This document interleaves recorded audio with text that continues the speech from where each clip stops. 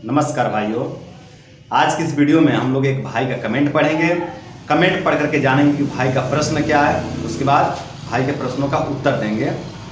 तो सभी भाई वीडियो को ध्यान से देखें। कोई भाई ये ना समझे कि ये प्रश्न मेरा नहीं है, ये प्रश्न मैंने नहीं किया है तो फिर ये मेरे काम का वीडियो नहीं है। ऐसा नहीं है।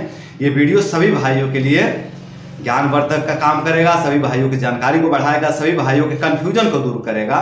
ये जो वीडियो में जो प्रश्न है, ये प्रश्न बहुत से भाइयों के मन में है। जो भाई का ये प्रश्न है ना, ये प्रश्न बहुत से भाइयों के मन में चल रहा है। बहुत से भाइयों के प्रश्न हम देखे हैं जो ऐसा होते हैं, बहुत से भाइयों के कमेंट्स ऐसे होते हैं कि भैया मेरे साथ ऐसा क्यों हुआ, उनके साथ ऐसा क्यों नहीं हुआ, है ना, उनके साथ वैसा हो गया, मेरे साथ ऐसा क्यों हो गया। इस तरह के प्रश्न होते हैं। तो कुछ उसी से मिलता जुलता ये भी प्रश्न इस भाई का प्रश्न है।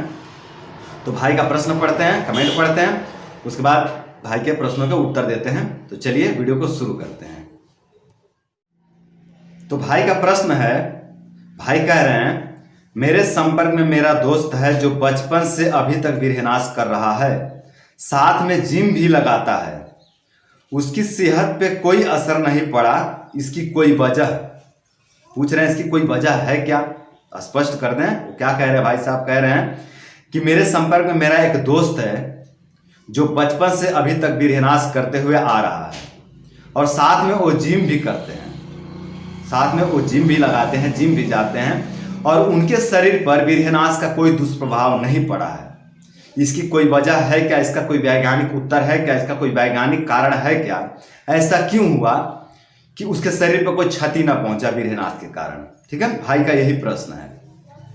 तो देखिए भाई, ये प्रश्न जो है कि बहुत से भाइयों के मन में चलता है। बहुत से भाइयों का प्रश्न ऐसे आते रहते हैं। ये कोई एक प्रश्न नहीं है, इस तरह के बहुत सारे प्रश्न आ चुके हैं अब तक मेरे पास। तो मैंने सोचा कि इसका उत्तर वीडियो के माध्यम से दे दिया जाए ताकि स्पष्टीकरण हो जाए कि क्या है, क्या मामला क्या है आखिर। बहुत से हम देखते हैं ना, बहुत से हम उदाहरण भी देते हैं कि देखो वो बंदा वो भी गलती कर रहा है, वो भी वीरहनास कर रहा है, पर वो हट्टा कट्टा है, मोटा तगड़ा है, ताजा है, और हम सूख गए, हम मुरझा गए, हम बहुत हीन हो गए, हम बहुत दुर्बल हो गए। ऐसा क्यों हो गया, है ना? हम समाज में ऐसा देखते हैं कि बहुत लोग हैं जो वीरहनास कर रहे हैं फिर भी हष्ट पुष्ट तंदुरुस्त दिखते हैं, और बहुत से लोग ऐसे भी हैं जो थोड़े ही गलती किए पर गिर गए, थोड़े ही गलती किए पर बहुत उनको क्षति हो गया, और वो सामने वाला बहुत ज़्यादा कर रहा है फिर भी हष्ट पुष्ट तंदुरुस्त है। तो ऐसा क्यों हो रहा है ना? इसको हम समझ लेते हैं। तो देखिए बंधु, मैं पहले भी कई वीडियो में जानकारी दे चुका हूँ कि शरीर जो है कि 7 प्रकार की होती हैं, 7 प्रकार की, वात पित्त कफ और सम। ठीक है, 4 प्रकार के हो गया, वात पित्त कफ और सम, 4 प्रकार की।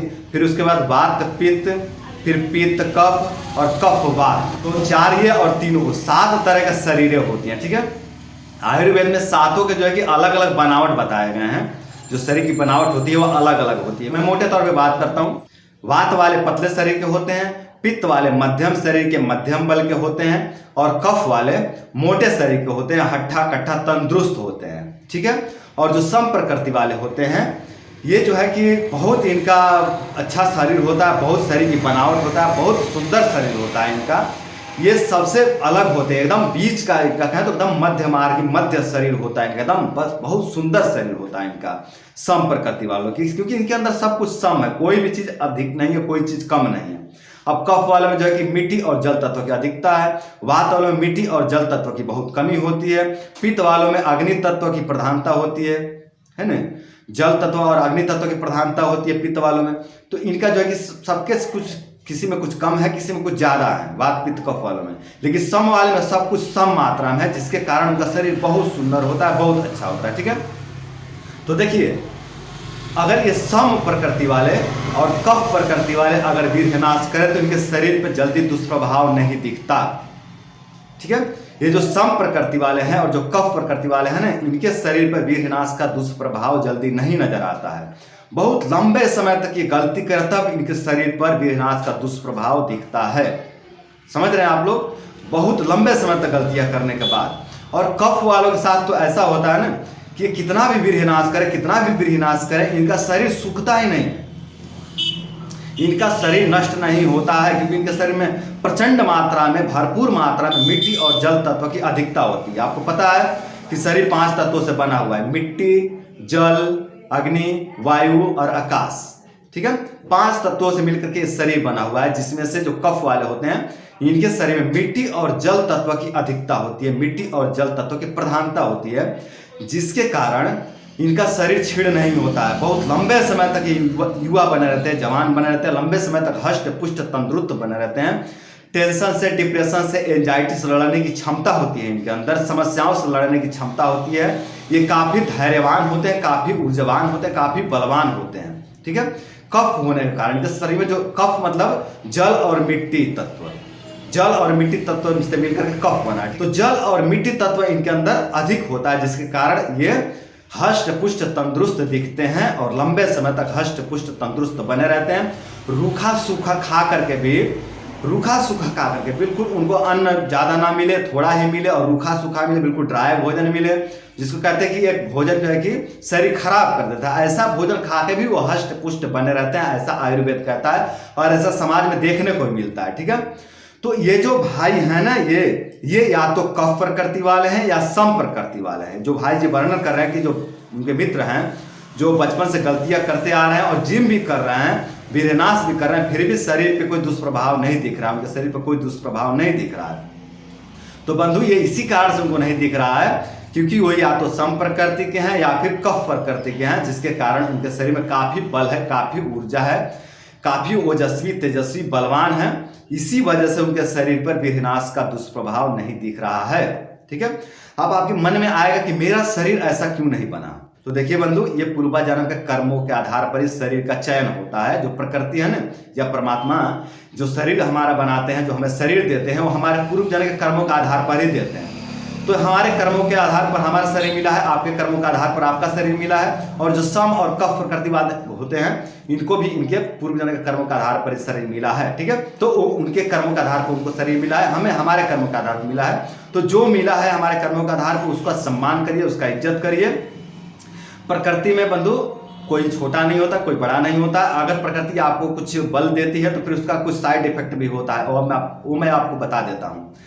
अब देखिए, सम और कफ वाले जो होते हैं ना, इनको तो जल्दी साइड इफेक्ट होता नहीं है वीरनाश का, इनके ऊपर जल्दी दुष्प्रभाव पड़ता नहीं है वीरनाश का।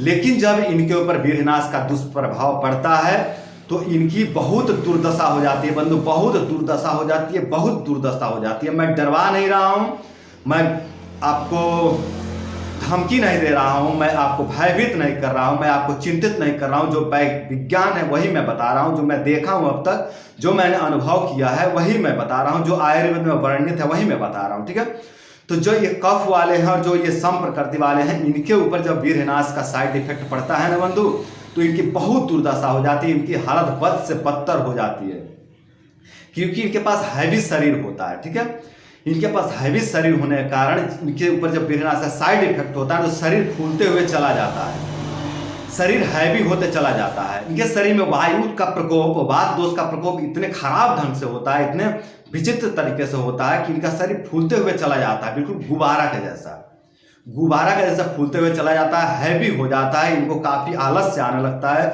छाती में कफ भर जाता है, आंख में कीचड़ जमने लगता है, दिमाग पूरा जाम हो जाता है, गला पूरा हमेशा फंसा फंसा सा रहता है, बोल नहीं पाते हैं, पूरा गला जाम हो जाता है कफ से, शरीर पूरा सुस्त हो जाता है, घुटने में सूजन हो जाता है, कमर से बैठा नहीं जाता, घुटने से चला नहीं जाता, घुटने के दम पर खड़ा नहीं हुआ जाता है।